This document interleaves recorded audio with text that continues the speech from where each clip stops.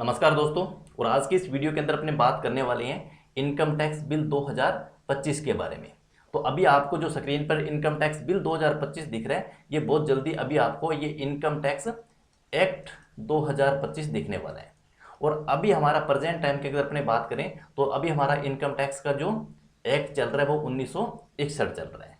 और इसी 1961 वाले एक्ट को अभी हमें 2 फाइनेंशियल ईयर तक और यूज करना होगा। कौन कौन सा? एक फाइनेंशियल ईयर हमारा जो अभी करंट चल रहा है 2024-25 का, और एक हमारा नेक्स्ट फाइनेंशियल ईयर 2025-26 वाला।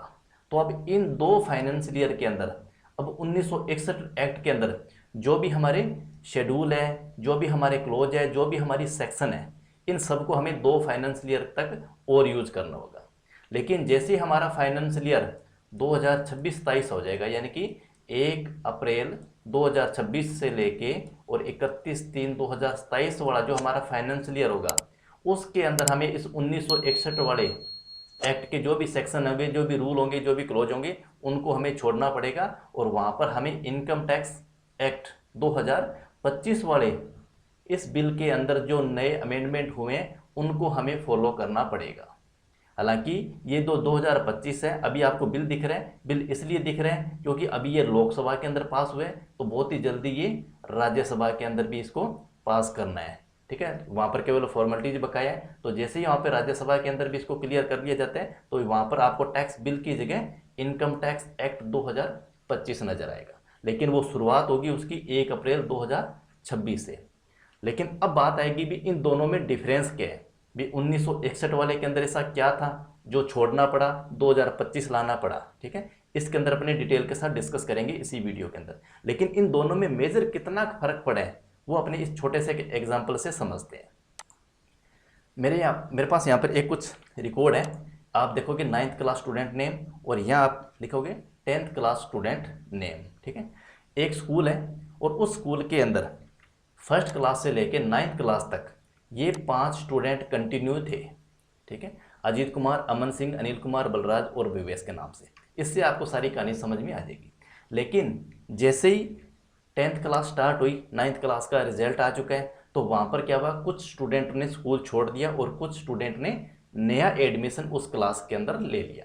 तो यानी कि कुछ बच्चे 9th क्लास वाले थे वो 10th में चले गए, और कुछ बच्चों ने स्कूल छोड़ दिया, और कुछ बच्चों ने स्कूल के अंदर 10th क्लास के अंदर नया एडमिशन ले लिया। तो अब अपने बात करते हैं कि भी अजीत कुमार के नाम से एक स्टूडेंट है जिसका आज तक यानी कि फर्स्ट क्लास से लेके और 9th क्लास तक जिसका रोल नंबर 1 था, अब वो जैसे 10th क्लास के अंदर उसका प्रवेश हुआ तो उसका रोल नंबर 1 नंबर की बजाय अब 3 नंबर बन चुका है। क्यों बन गया? क्योंकि यहाँ पर 2 नए स्टूडेंट और क्लास में आ गए। तो अगर अपने बात करें अल्फ़ाबेटिक की, तो एक आकाश के नाम से एक स्टूडेंट आ गया, ठीक है, और एक अजय के नाम से स्टूडेंट आ गया। तो अल्फ़ाबेटिक बात करें तो आकाश का नाम पहले आएगा, अजय का नाम 2 नंबर पे आएगा, और अजीत कुमार का नाम 3 नंबर पे आ गया। तो जहाँ अजीत कुमार का नंबर 1 नंबर था, वो अब उसका रोल नंबर 10th क्लास के अंदर 3 नंबर बन चुका है। लेकिन अब इससे होगा क्या, 1 से 3 आ गया, कोई फर्क नहीं है। लेकिन फर्क ये है भी आज तक अजीत कुमार के माइंड में भी यही बात चलती थी कि मेरा 1 नंबर रोल नंबर है। ठीक है, और क्लास टीचर के, प्रिंसिपल सर के दिमाग में भी था भी अजीत कुमार का रोल नंबर 1 है।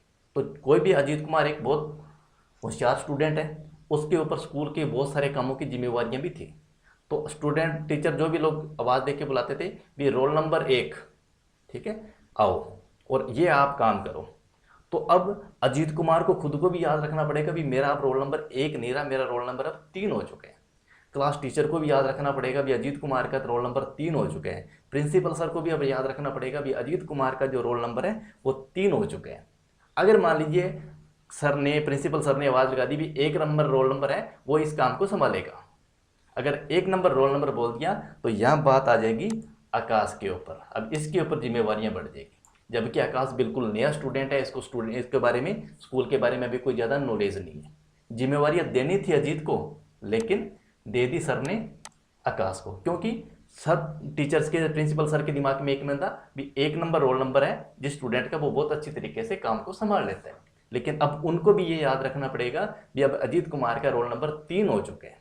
तब उनको भी थोड़ी सी समस्या आएगी शुरुआत में, क्लास टीचर को भी आएगी और अजीत कुमार खुद को भी आएगी। ठीक है, बस इतना सा कि चेंज हुआ है।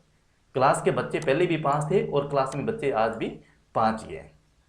तो कहने का मतलब ये हो गया भी इस नया जो बिल आया है, बहुत सारे लोगों के दिमाग में ये था भी अब ये जो नया बिल आया है इसके अंदर हमें कोई टैक्स के अंदर कुछ छूट मिलेगी या कुछ नया रिलैक्सेशन हमें मिलने वाला है। तो देखो टैक्स की अगर अपने बात करें तो आप ITR 1961 वाले एक्ट के अंदर भी फाइल करते थे, आपको ITR 2025 वाले एक्ट के अंदर भी फाइल करनी पड़ेगी। टैक्स ऑडिट हमारी 1961 वाले एक्ट के अंदर भी होती थी और ये टैक्स ऑडिट हमारी 2025 वाले के अंदर होगी। कंडीशन 1961 में भी वही है, 2025 के अंदर भी वही है, कंडीशन कुछ भी नहीं बदली है। बदला क्या है, केवल ये सीरीज नंबर। अब सीरीज नंबर किस तरीके से बदला है आपको मैं एक एग्जांपल के थ्रू समझाता हूँ, जो कि अकाउंटेंट लोग इस बात को अच्छी तरीके से समझ जाएंगे। अब यहाँ आप देखोगे 63 नंबर पे एक लिखा हुआ वर्ड टैक्स ऑडिट का, ठीक है। अब देखो टैक्स ऑडिट कब करवाने की जरूरत पड़ती है, ये अगर मान लीजिए हम कोई इनकम टैक्स जो हमारा नेट प्रॉफिट है वो 6% या 8% से हम नीचे डिक्लेयर करते हैं, ठीक है, और हमारी बिजनेस की जो टर्नओवर है वो 1 करोड़ से ज़्यादा की है, तो हमें CA से टैक्स ऑडिट करवाना जरूरी होता है। लेकिन अभी तक अपने क्या बोलते थे कि अगर आपको टैक्स ऑडिट कराना है तो 44AB सेक्शन के तहत आपको CA से टैक्स ऑडिट करानी पड़ेगी। जब बात आएगी AB की तो अब ये AB AD ये जो हमारे जो सेक्शन के आगे जो लगते थे ना अल्फाबेटिक नाम, अब उसको हटा के ये कर दिया भी। अब आप लोगों को ये याद रखना पड़ेगा भी अब आपको 63 यानी कि 63 नंबर सेक्शन के तहत अब आपको टैक्स ऑडिट करवानी कंपलसरी है।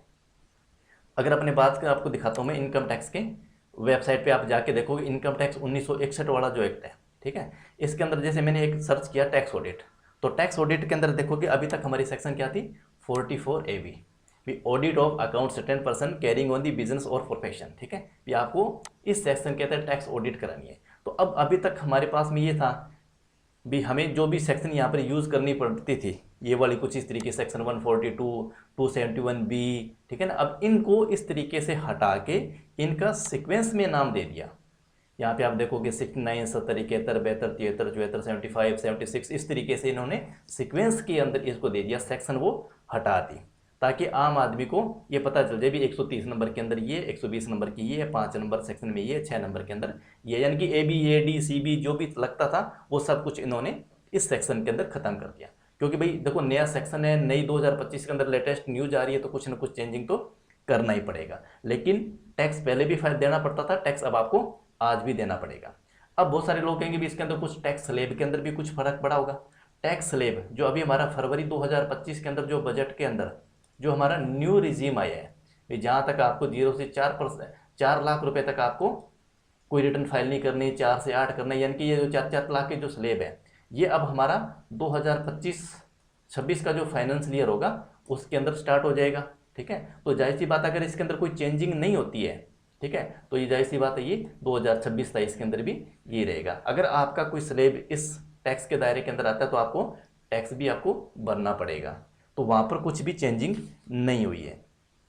दूसरा जो चेंजिंग हुआ है टैक्स ईयर को लेके, ठीक है, अभी अपने जो बात कर रहे थे फाइनेंशियल ईयर की, ठीक है, फाइनेंशियल ईयर यानी कि अभी अपना जो फाइनेंशियल ईयर चल रहा है 2024-25 का, तो अब इसको फाइनेंशियल ईयर वर्ड हटा के इसको वर्ड दिया जाएगा टैक्स ईयर के नाम से, ठीक है। यानी कि अब आप बोलोगे मतलब जैसे 2026-27 होगा तो टैक्स ईयर का मतलब क्या बन गया भी आपने जो टैक्स फाइल भरा है वो कौन से साल का भरा है, तो यानी कि 26-27 का। क्योंकि बहुत सारे जो नए स्टूडेंट्स होते हैं वो फाइनेंशियल ईयर और असेसमेंट ईयर के अंदर ही उलझे रहते हैं। क्योंकि आप अकाउंटिंग पीरियड की अपने बात करें यानी कि अब हमारा 1 अप्रैल 2024 से लेके और 31 मार्च 2025 का ये जो हमारा साल एंड होगा, हम इसके टैक्स ऑडिट कब कराएंगे, यानी कि 30 सितंबर 2025 तक हमारी टैक्स ऑडिट हो जाएगी, ठीक है। अब इसके अंदर जब अपने ITR फाइल करेंगे, ठीक है, तो वहाँ पर क्या लिखा आएगा आपका नेक्स्ट यानी कि 2025-26 लिखा आएगा असेसमेंट ईयर। इनकम टैक्स के अंदर असेसमेंट ईयर हमारा चलता है। तो अब बहुत सारे स्टूडेंट यहाँ पर कन्फ्यूज हो जाते हैं भी हमने काम तो किया था 24-25 का लेकिन रिटर्न पे लिखा है 25-26। तो अभी इसी चीज़ को थोड़ा सा और इन्होंने सरलीकरण करने की कोशिश करी है भी फाइनेंशियल ईयर और असेसमेंट ईयर जो वर्ड है उनको हटाया जाएगा और उनकी जगह केवल एक टैक्स ईयर का जो एक वर्ड है उसको यूज़ किया जाएगा, ठीक है। एक तो उन्होंने इसके अंदर थोड़ा सा फोकस किया हुआ है। अब कुछ चीज़ें और भी हैं जिसके अंदर उन्होंने चेंजिंग भी करी है। जैसे आपने ITR के दिए, ITR को आपको पहले भी फाइल करना था, लेकिन अभी इसके अंदर टोटल 536 जो सेक्शन है वो इन्होंने ऐड कर दिए। सेक्शन वही है, थोड़ा बहुत उसके अंदर अमेंडमेंट किया हुआ है, ऑलमोस्ट ज़्यादातर वही है। आपने कह सकते हैं भी 90%, 95 या 90% तक सेम ही डाटा है, सिर्फ फर्क पड़ रहा है आप इन चीज़ों को जो देख रहे हो, ये जो सेक्शन हमारी कंटिन्यू चल रही है, ठीक है ना, इसी के अंदर ही चेंज हुआ है, इसी के अंदर नाम ही इनका चेंज किया, डाटा आपका एज इट इज सेम ही रहने वाला है।